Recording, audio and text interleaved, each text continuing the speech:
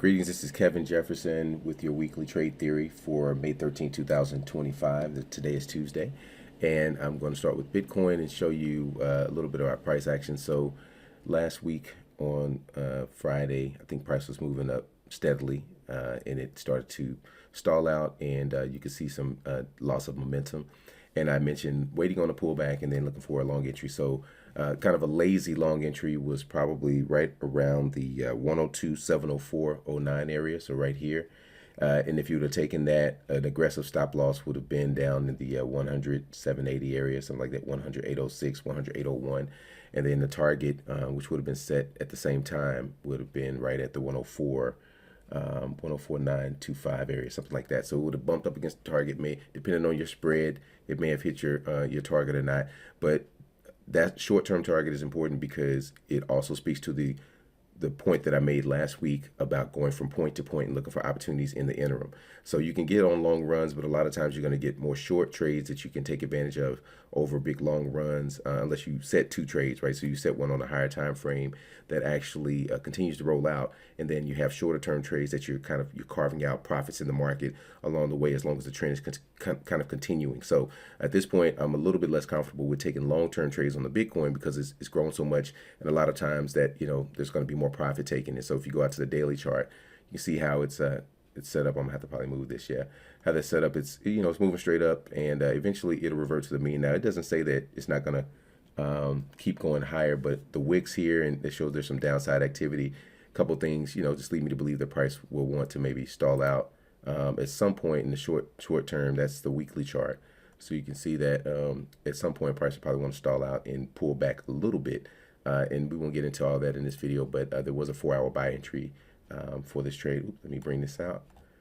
And that was for today. There was a trade entry today earlier at around, where it says 1100. That's not the correct time, but earlier today it was a 4-hour entry opportunity. All right, so going to WTI, I mentioned that there should be some upward momentum and a pullback higher based on the daily chart. So I had set this, bring this down here.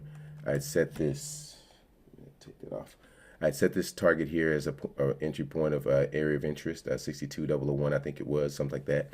And so price blew through there, and so you're wondering maybe was there an opportunity to capitalize on that move. So the entry point for the day, actually there was one, and it was down on the 5-minute chart at 61,491. So it was, let me go down and see if I can show you this. But before I get into that, prices pullback and it's come through that 62.11, 62 area that I mentioned last week off of this pullback, and price is still not shown its ability to move above the previous inflection point, this purple line that I had a long time ago, 63,850 area. Price would have to close above there, and then we would see what price action would do. It may create some type of complex pullback and definitely could retrace again lower. But so we're not going to just take this as, like you say, a complete buying opportunity, but we knew the price was going to rise based on what we had analyzed last week.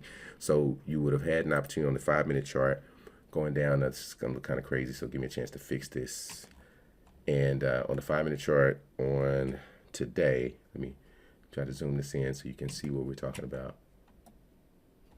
And you'd have to be looking for that. So, one thing that I really try to get people to subscribe to is, not getting caught up on time frames, just on time frames. Like I said, I only trade this time or only trade that time frame, but looking for good opportunities to get into the market. So 61,491 was right around here.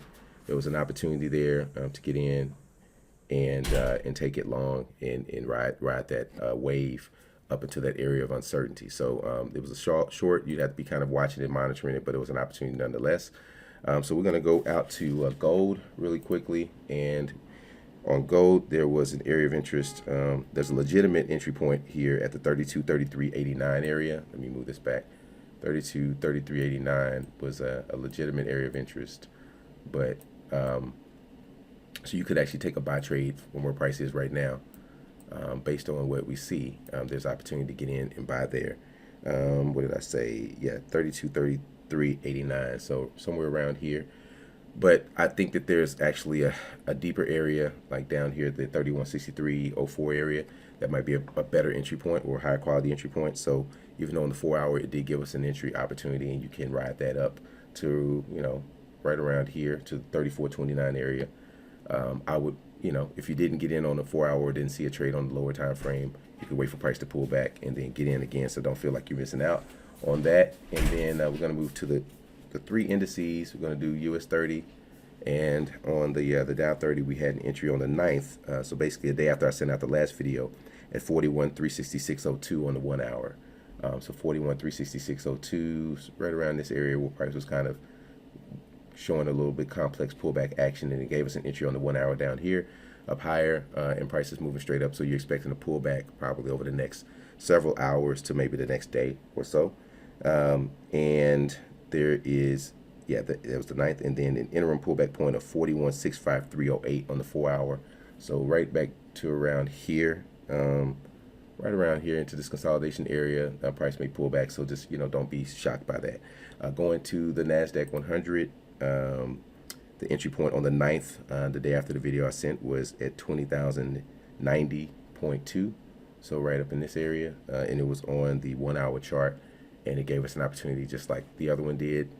And you could have taken that trade up, and caught some of this price action up here. And as you see how it's hitting all these pullback points now, so price will probably reset and move back down again. This is the NASDAQ, yeah. So possible interim pullback point is 20,918.7. So seeing price probably pull back down here over the next several hours to the next day or so.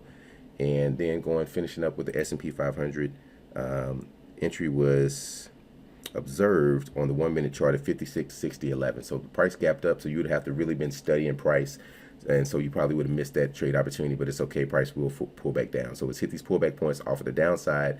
It's moved through these areas of interest, and now we're at a extreme high. And not the price can't continue going higher like this, but there's a higher probability, in my opinion, of a pullback in the coverage of this gap area here. So that's the S&P 500, and would not have expected to get in on a trade there. So the interim pullback point is 57.1966. So right around here, not exactly, but right around this point, expecting price to pull back too.